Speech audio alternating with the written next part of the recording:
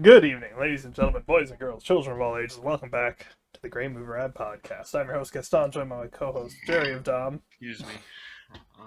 Yeah. Yeah, that's him. And today we will be discussing the brand new Disney Live Action Remake, Pinocchio. Just came out, I think, on the 8th. Something like I that. don't know. Came out. It did do that.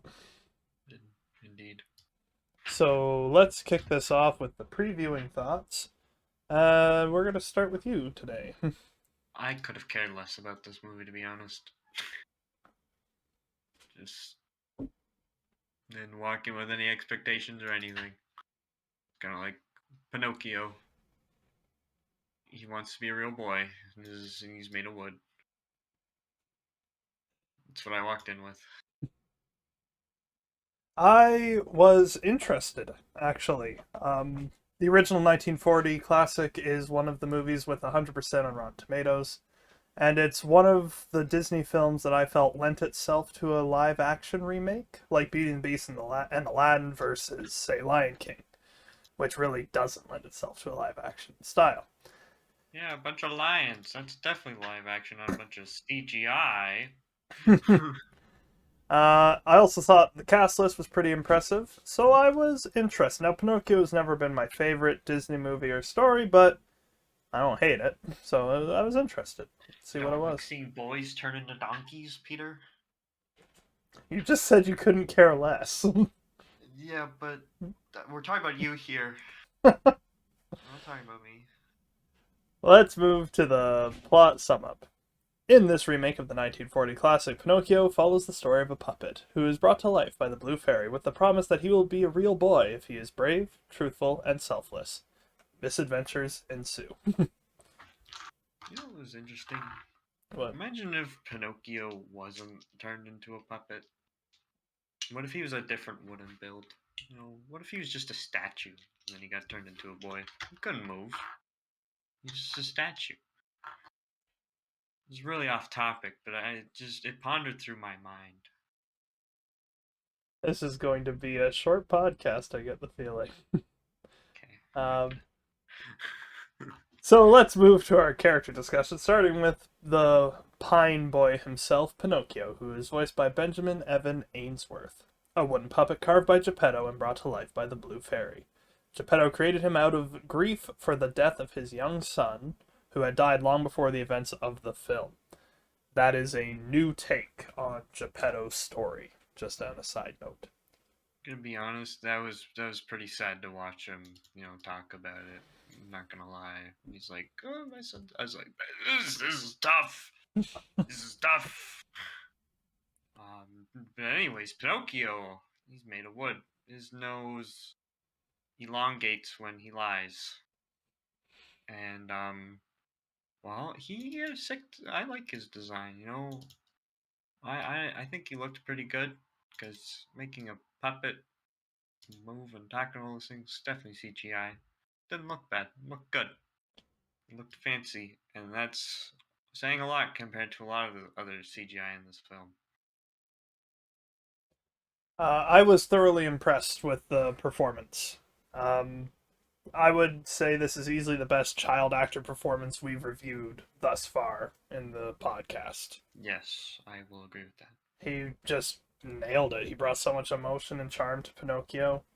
And the thing that I really like is Pinocchio is far more likable in this one than he is in the original. In the original, he's a bit of a little crap, but he's so much more likable in this one. So I was pretty cool. And Yeah, yeah, times you think he's being a little crap, he's actually just got a bigger brain idea, and you're like, oh, he's just actually genuinely nice. Just, didn't seem like it. There we go.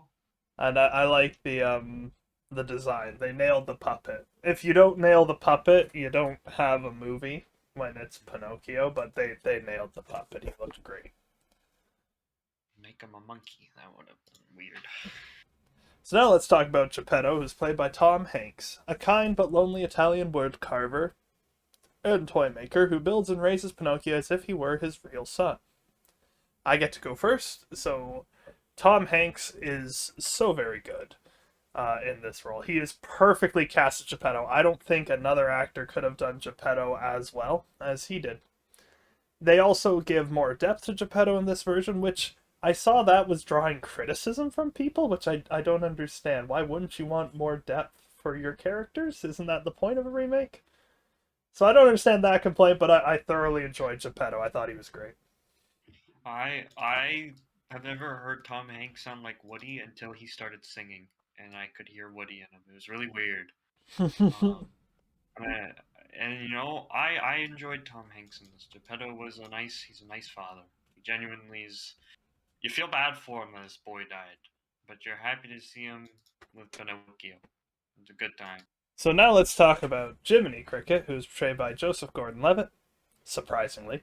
A cheerful, intelligent, and wisecracking anthropomorphic cricket who acts as Pinocchio's conscience. You get to start with Jiminy Cricket. I could never be someone's conscience. That'd be a completely different story.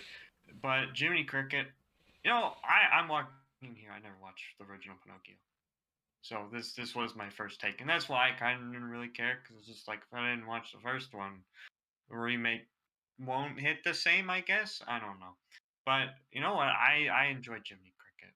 I enjoyed this movie more than I thought I would, and Jiminy Cricket was one of my favorite characters. Not my favorite. Um, but it still does not sound like Joseph Gordon-Levitt No. at all. No, it's kind of interesting. We've ended up reviewing Joseph Gordon-Levitt a couple times now. Really? I'm pretty sure it's been more than once. I think. But now I'm not sure because I'm like looking at the movie list and I don't remember him in any of the others. But I thought we'd had him more than once up to this point. But There was Inception. yeah, absolutely Inception. But maybe it was just the one time. But he oh, excuse me. And you died.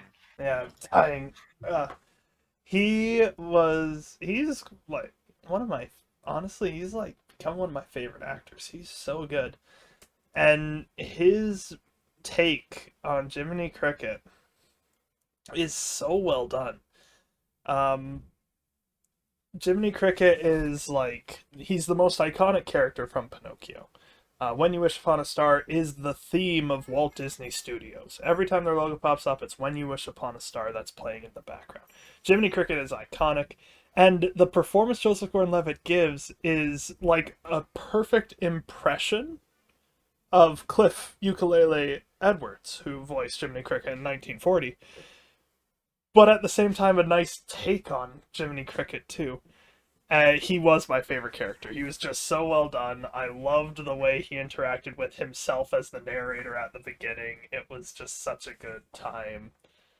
The one thing I will definitely say is the best part of this film is by and large the cast.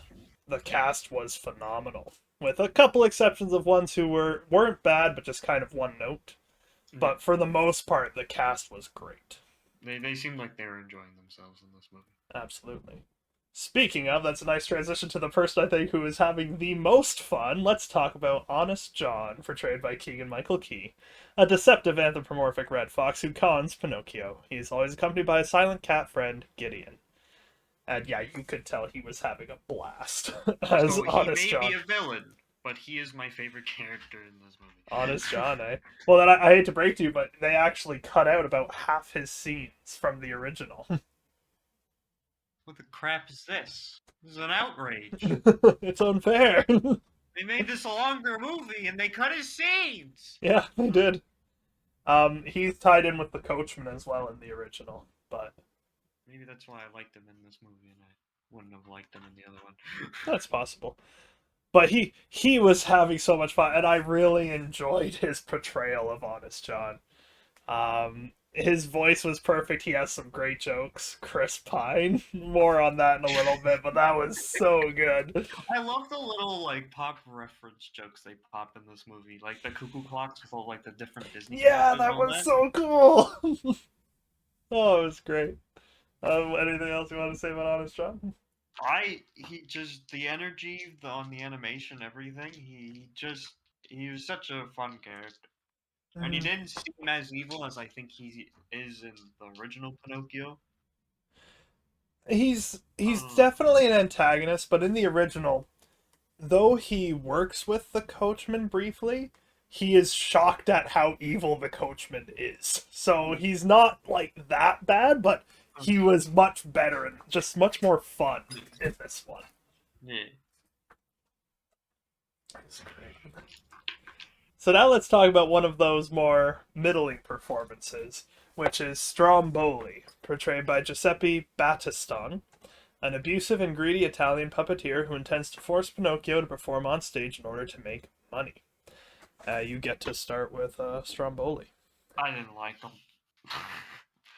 As you're saying, he was one of those one note characters, and he just felt annoying in the film, and then he was done. It was a Mm, good 20 minutes of him, and then he was gone. mm, I thought he was more important to the story, but no. not really, no. Um, his role is pretty much note for note exactly the same as it was in the original, with one exception. He's not mentioned again at the end like he was in this one. More on that later, but he just is gone after they get out. He's there. He's Stromboli. He's important to the movie, but he's not special or interesting. The performance isn't anything to write home about. It just feels like he's there. Yeah, he's a plot device more than a character. Yeah. So now let's talk about Fabiana, who's portrayed by Cayenne Lamea, a former ballerina dancer and Sabina's puppeteer who works for Stromboli, as the result of a leg injury that ended her dancing career. This is one of our new characters that was inserted into the story. She's not in the original. I really like her character. I know. Unlike some insert characters in remakes, I thought she worked very well. It's a solid performance. Characters used to deepen Pinocchio's internal struggles about trust and have him voice them out loud through the like interacting with the puppet Sabina. I think she was a great addition, honestly. Like, I think she made me enjoy the movie more than I was expecting mm, because she helped add that depth to the movie. Because, like, you look back at a lot of these movies, they're very quick. You look at yes, Dumbo, the that's like, 66 minutes. It's yeah, over before it gets going. like a lot of those older movies, they don't got. It's just like it happens, it happens, it happens, it's over. Yep, This absolutely. movie, there were some parts where I'm like, okay, this feels slow, Mm, but then like it started moving, and I felt like the parts with her where it's slower, but they're important, and that's mm, why I enjoyed them more. yeah. So now let's talk about the Coachman, portrayed by Luke Evans, the charismatic and nefarious owner of Pleasure Island. And you get to start with him. This guy, he looked like he's having fun, but he's terrifying. Mm, Uh, and not I as was like, scary as the original. I think that's worse. I know. I'm gonna send you a picture in case you haven't seen it. But keeps talking if you got something else to say. No, that's about it. Oh, okay. Um, so while he sees the Coachman in the original film, um, I will talk about him. From my opinion, Luke Evans is back to play another villain in a live-action Disney remake, from Gaston to the Coachman. And while not as scary as his predecessor, I thought he did a great job in this villainous role, and I actually wish there was more of him. Um, Pinocchio. The biggest flaw with Pinocchio is it utilizes a minor antagonist and then three antagonists that aren't connected, which is the minor Honest John and then Stromboli, the Coachman, and Monstro. I think an overarching villain would suit the story better, and I kind of wish the Coachman was that villain. Yeah. Um, he still has that same screen presence as Gaston that you watch him no matter what he's doing, and his Robbie Rotten style look with the root beer too. um, No, what the one thing because we did watch the scene with the coachman and the donkeys like from the original yeah, tale, and the beings that work for the coachman in this henchman. movie. Oh my goodness, that's terrifying. I Just thought a it bunch of was shadow monsters. I thought it was cool though. I was like, dang, that's I'm awesome. like, 'cause in the original, it just looks like these really They're hairy just things. they're just dudes. I'm pretty sure. Like, they're just dudes with a lot of hair. Well, then And in this, it's these. like, it's a freaking shadow monster. Yeah. What? And finally, let's talk about Lampwick, who is portrayed by Llewyn Lloyd, a mischievous boy whom Pinocchio befriends on his way to Pleasure Island. Uh, Another note for note, same character in both films, like Stromboli. Lampwick, in the original, is remembered for having one of the scariest scenes in Disney history. That's a pretty famous scene. If you haven't seen it yet, I mean, it's from 1940. uh, and the scene is kind of scary now, but it's not as visceral in this one. It's not as good. And it's like Lloyd's performance with it. The vocal quality in the 1941 in that scene, it's like haunting as he's crying out. Whereas this one isn't quite as good. It's about an average turn for a child actor, around the levels we've reviewed before. Pinocchio is obviously cut above. He was so well done. Hey, you want to add? I didn't really care about him. I just kind of I hated him most of the time. He's a jerk. I was like, this kid can just drop. I'm glad they didn't cut the jackass line. I was wondering if they were going to censor it, but the whole point of that scene is that. um, anyway, let's transition to the effects and cinematography, where it seems like we're going to have two different takes on the effects. I thought the effects were pretty impressive for what it was. Specifically, Pleasure Island, I thought looked That's awesome. where I was disappointed. Really? I thought the donkeys looked stupid. Oh, I'm not talking about the donkeys. I'm talking about the physical location. There's a lot of scenes where it's just like this is. We're working with Disney here. I'm expecting like masterclass stuff. I know, sure, it's a Pinocchio movie, but this is like the most richest company in the world. I'm expecting something spectacular here, and I kept seeing all of these things that just look like crappy CGI in it. That like they're smashing these houses on Pleasure Island, these cuckoo clocks. They look like CGI. Everything just looked like CGI that they're breaking the window at, and I'm like, I shouldn't be thinking everything looks like CGI. And I think that's why I was so disappointed. They probably could have just done practical effects or something for that, and it would have been a lot better. No, I see that one. I definitely do. And like when the boat moving around, the one that I hated the most was like the Candy Mountain. Yeah, that one was dumb. I was like, what in the world am I looking at? And Honest John, like I know it's a fox, you're not gonna get, but he still looked a little fuzzy and stuff, like around the edges of him. Mm. And like there's things that are just like these effects, they're bothering me. Mm. I'm not a big fan. Mm. There's too much CGI, I felt. Oh, it's a massively CGI forward film. Because I feel like they use too much and not well enough.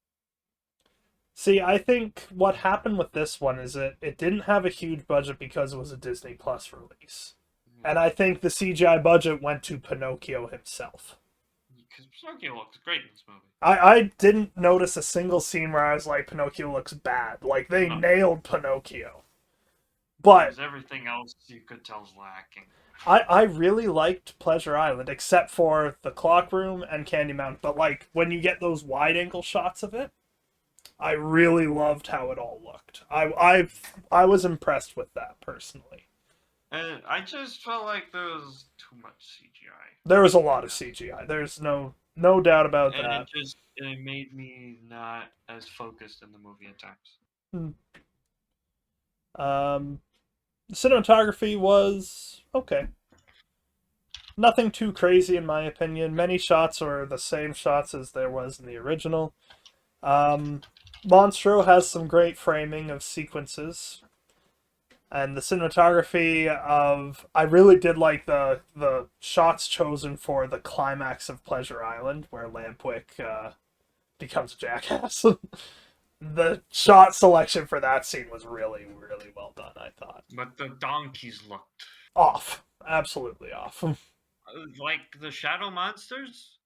I know they were CGI. They had to be CGI, but those they didn't bother me because I was like, they're supposed to look out of place because Yeah, they're they're creatures very jumping off. odd. Yeah. And I was like, this will slide. That's they're supposed to look like that. Everything else was like, no, water looks fake. Mm. So the writing and score. The writing's okay.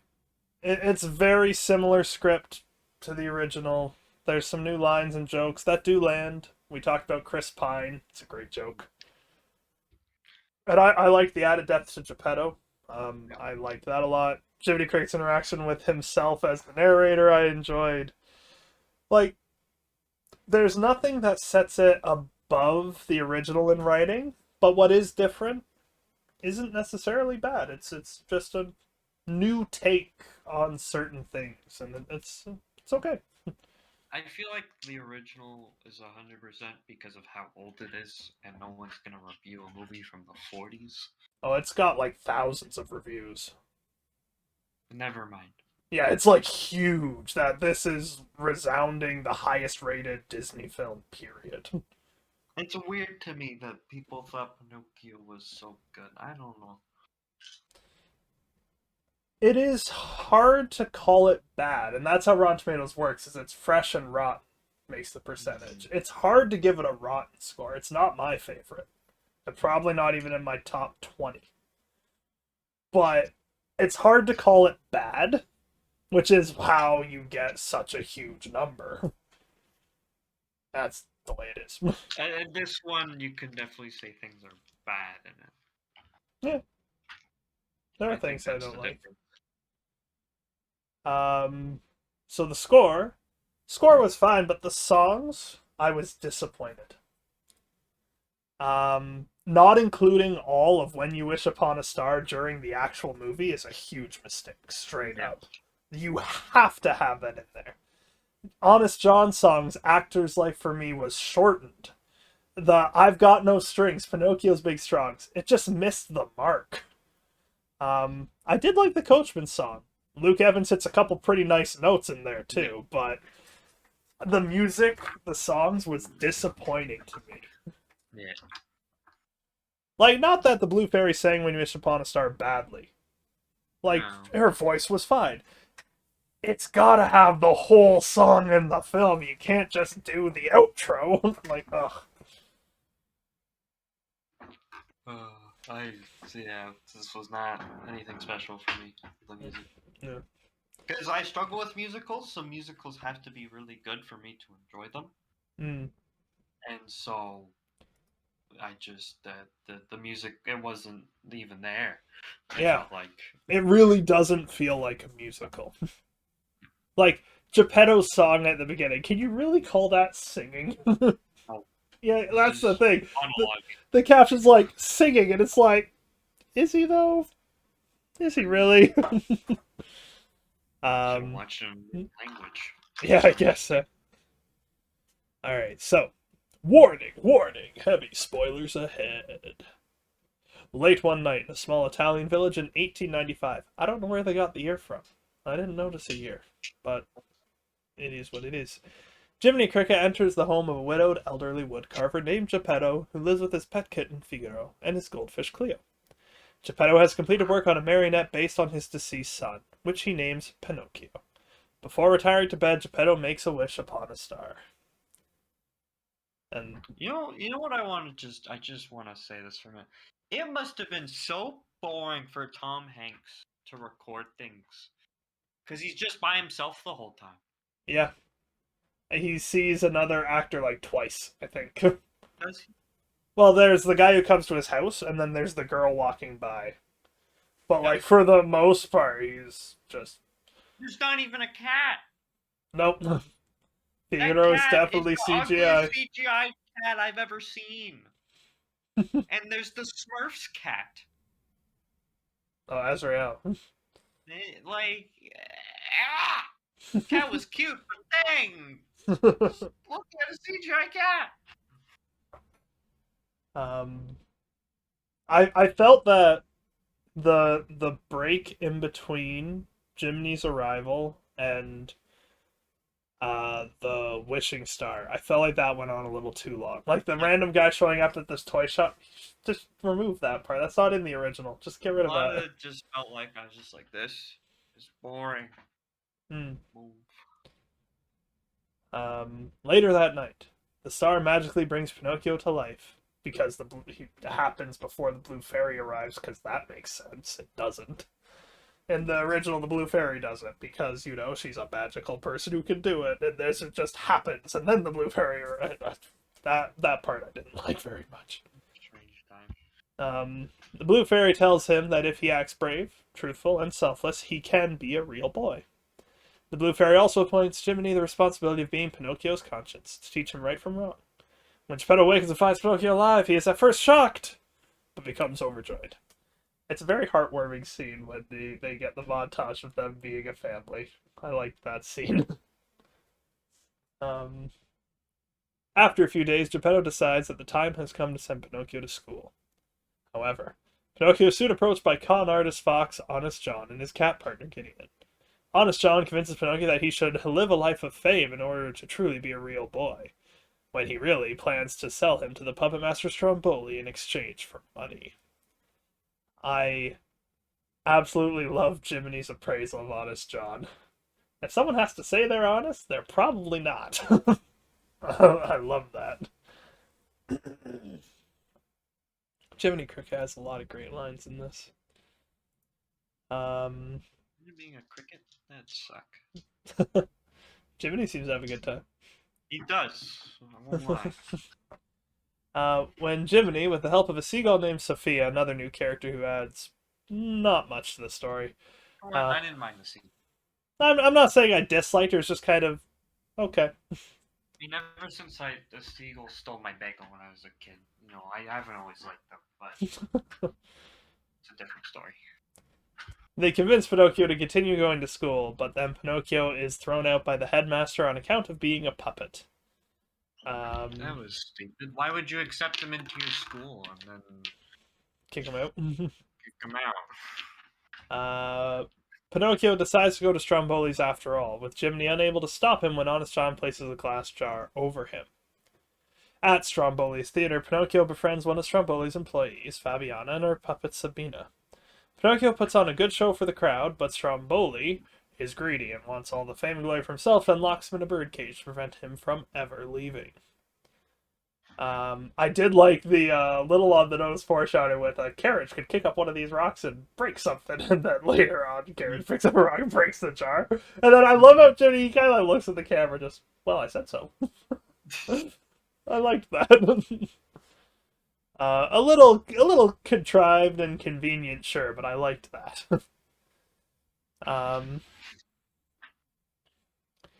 And when he enters the coach, he manages to help Pinocchio escape. When Pinocchio has reached the keys to the lock on the cage by telling lies to make his nose grow long. Geppetto, Figaro, and Cleo go out to look for Pinocchio when he fails to come home for dinner. Pinocchio! The nose growing was not as involved in this one, I found. It was really just the one scene. And it's never even specified. It was just kind of like, oh, I lie and my nose grows all of a sudden. Yeah. See, in the original, the blue fairy shows up and explains it and opens the cage. She I'm gonna give you another chance, and opens the cage. I feel like that would have made it better. It makes more sense than what happens. Yeah.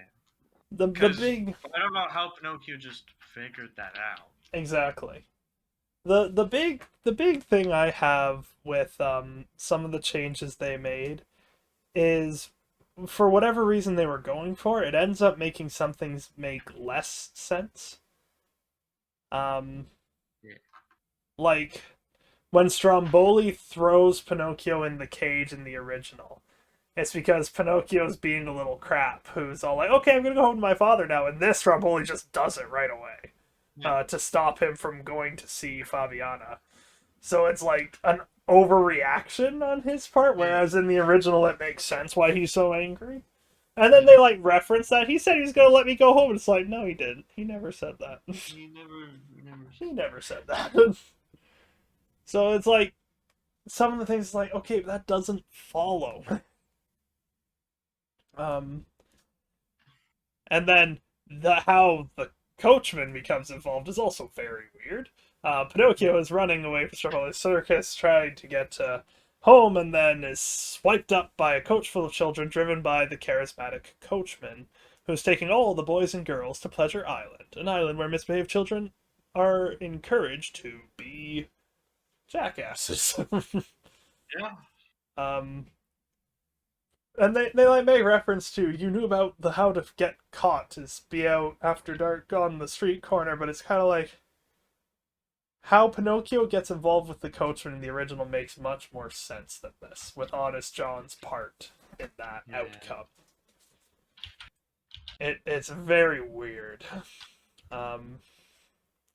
When they reach the island, Pinocchio slowly gets disturbed by the amount of sadism the kids commit, much to the amusement of an irresponsible boy named Lampwick.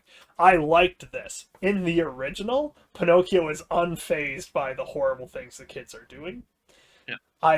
Like I said, in the original he's a little crap. In this one, he's a lot more likable. Oh yeah. Because he's not a little crap. And the whole thing with the clock wasn't in the original. They didn't specify why Geppetto made clocks and why that mattered. So that was interesting to include breaking the clocks. And then the clock that looked like Geppetto, that Lampwick shatters. Yeah. It was very, very on the nose, Pinocchio pun, but I did like that. Yeah. When Jiminy, who got separated from Pinocchio once again, makes it to the island, he finds out that all the boys and girls have been turned into donkeys, and the coachman sells them to the salt mines with the help of his fog henchmen. Yeehaw! The smoke men. I'm gonna turn into a donkey now. Yeehaw! Yeehaw! Yeehaw! That's pretty good, actually. Pinocchio witnesses Lampwick get transformed at a billiard hall, and he and Jiminy escape the island before the coachman and his goons can get them, but not before Pinocchio gains a donkey's ears and tail. Enter another thing I dislike. The ears and tail just go away when he does a nice thing. Yeah. In the original, he has those until the blue fairy makes him a real boy at the end. Because it's a permanent thing. Right? Like, and that's weird how it's much better that way, right? That it's like a permanent cost. Like, that's a better way. Yeah. There are things that could have been a lot better. It's like some of the things that they stuck exactly to the original, they didn't have to, and then the things that they didn't are the stuff they should have. Yep. It's kind of weird. They didn't know what they were doing. I kind of see what they're going for. It's just odd. Yeah. Pinocchio and Jiminy make it back to Geppetto's, but find he's not home because Sophia gave him a flyer of Pleasure Island to let him know where Pinocchio is. So he sold all of his clocks that were so precious to his wife to buy a boat to go there. And apparently... How do you sell all your clocks in a day? Yeah, it's a good question. That guy must have really wanted his clocks. That's the only reason I can figure that guy is there, to justify selling all the clocks right away. Yeah. But it's still like, he wanted one clock, and now he's bought all of them. And the music boxes and everything. Like, just everything. Because everything was, like, gone. Yeah. While trying to find Geppetto, Pinocchio reunites with Fabiana and Sabina, who tells him that Stromboli has been arrested by the Carabinieri, for the abuse of his exploited employees, which is a guess on my part because they never actually say why he went to jail, and they have taken over his puppet show. So Stromboli is never mentioned again in the original, but they add in that detail that he was arrested. I don't think that's a bad thing. It's not, but if any of the antagonists deserve to be arrested, it's the coachman. Yeah, abducting children. It's kind of extreme, right? No, the children were like, yeah, I wanted to be abducted. What? That's the thing, too, and I love the first line of the Coachman's song. It's only peer pressure unless you're not a peer. Like, I love that line. That's just a oof line right there. So, they offer Pinocchio to join them, but Pinocchio declines, wanting to save his father, which makes his donkey purse disappear because reasons. Sophia pulls a rope for Pinocchio to hold out to the sea, where they find Geppetto in his boat. Just as they reunite, they are swallowed by a giant sea monster, not whale, sea monster named Monstro. He was a whale in the original. He's like half whale in this with a bunch of tentacles. It's like a Cthulhu whale. And I really don't know how I feel about it. Felt weird. It's an Felt a bit nostalgic. unnecessary change. Yeah. But like it looked cool, I guess. Conceptually, it's an interesting It felt look. like a lot of effort of a more CGI that didn't need to happen. It's just weird, right? Like I'm very torn with how I feel. Like Cthulhu whale, cool. Why though? In a Pinocchio movie? It's like why? Why would you do that?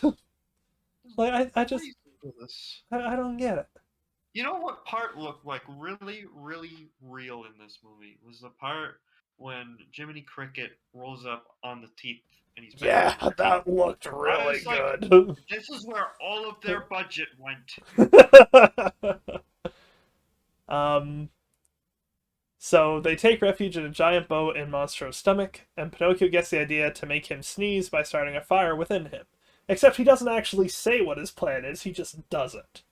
In the original, they actually come up with a plan instead of just, I'm going to do this and not say anything. It's just, Yep. some of the things, man. The plan is, however, successful, and Monstro sneezes them out, but he gives chase that ends with him and the group crashing on dry land. This Uh, scene was kind of dumb with Pinocchio turning into a freaking rocket ship on the back of a. yeah, I What? I didn't like that, and it went on for too long. Yeah. Like the Like, Monstro chase should have been like really intense, like it is in the original. Monstro does not carry the same impact he does in the original. In the original, he feels like a force of nature. In this one, they made his design scarier, but somehow it lessens the impact of the scene. yeah. I don't think it's his design that does it, to be fair. It just doesn't land. I think the thing with like old movies and with their impact, like if you were to remake Land Before Time now with CGI dinosaurs, it wouldn't have the same vibe. There's No. something about the emptiness of seeing those painting backgrounds and all those Yeah. things, and just weird feelings inside you. Yeah, I see that. I do see that. And I think that's why Pinocchio, the old one, hits a lot harder, because those are the painted backgrounds. Mm-hmm. Those are like they look haunting. True. Yeah. Pinocchio. This is one thing I will say. The original Pinocchio, it's a very dark movie. It's like super dramatic and mature. This one doesn't, even though it's the same story, this one doesn't feel as dark. And I'm not entirely sure why, but it just doesn't. And maybe the medium is a big part of it. It could very well be. Yeah. Because seeing something like this in animation straight up, something that is linked to childhood wonder and kids, maybe that's it. Anyway, Monstro crashing into the wall and launching everyone seemingly kills Geppetto. Believing his father has died, Pinocchio mourns over him, and a tear from the wooden puppet falls on Geppetto. And what I want to know is, so was the tear magical and revived Geppetto? Or was Geppetto just needing to clear the water out of his lungs and was fine? I don't know, man. Yeah, I'm not sure. The tear thing, it's taken right from Tangled, but in Tangled it's earned. In this one it is not. Okay, look at inside Monstro's mouth in the Pinocchio. Does that just not look haunting? Yes, that does. Absolutely. And the other one, I just was like, is okay, whatever. um Geppetto then tells Pinocchio that despite being a puppet, he has proven himself to be a true boy at heart for all that he's done, and they depart for home. This was an interesting take on the ending, what happens next. Jiminy says in his narration that stories have been told of Pinocchio's becoming a real boy, but he doesn't confirm if they're true or not, stressing that what matters is that Pinocchio has the heart of a real boy, brave, truthful, and unselfish, and that he's fully real to his loving, proud father. Which is fine, cool take on it. have the actual outcome be up to interpretation. But then they show him become a real boy in the background, which undercuts that whole thing. You can't have it both ways, one or the other. Pick a lane. You can't have it both ways. You either don't include that narrative bit and have him become a real boy, or include that narrative bit and end the movie. And that's where the movie ends. And then you can hear When You Wish Upon a Star. Yeah. It should have happened during the movie. This is a great movie. I wouldn't say great, but it's definitely not as bad as the reviews would... I know. But it's definitely not as bad as the reviews would have you believe. Yeah. Favorite scene?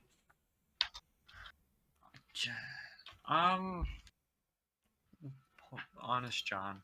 Honest John. Honest John. For me, it's a tie between the Coachman song, the best song in the film, and the Jiminy Cricket opening narration. Yeah. Least favorite scene for me is actually when Fabiana and Pinocchio reunite. Nothing wrong with the new character, it just felt shoehorned in and slowed down the climax. Yeah, I get that. Like, it was literally just, it didn't need to be there, type of deal. I like the scene. I didn't think it was a problem, but you pointed out and it's like, yeah. It just slowed it down. Like, the pacing is wildly inconsistent with this film. What about you? What was your least favorite scene? I think my least favorite would probably be that whole picked up by the Coachman scene and that whole... The island's fine, but that whole scene on the coach and the ride with the donkeys and everything, I just kind of like this. This is odd. Overall rating? This is a 58. I gave it a 75. Yeah. It was surprising that, especially with the reviews being what they were, it was clear from the get-go that I would enjoy this more than you. Yeah. So that is going to do it for our review of Pinocchio live action remake. Thank you everybody so much for tuning in. Next time, we're going back in time to one of the greatest movies ever made, Back to the Future. Will it beat Jurassic Park for my highest reviewed review? We'll see. If anything's gonna do it, it's gonna be Back to the Future. Nothing's hit 100% for me yet, but I really love Back to the Future. My highest thus far is 98, and I think yours is 99. Both for Jurassic Park. What was the other 99? I have Jurassic Park, and then I have Silent Voice. You definitely didn't say 99 in the podcast. What did I say in the podcast? I think you were like 80 something in the podcast. I thought I said 99. Nope. Oh, right. But that's why we have that special one where we like reconsider, like if anything has changed our opinions for movies and such, set the record straight and whatnot. Anyway, for the Great Movie Ride podcast, I've been Gaston. I've been Jerryofdom. And we'll see you in the movies. Goodbye, everybody. Bye.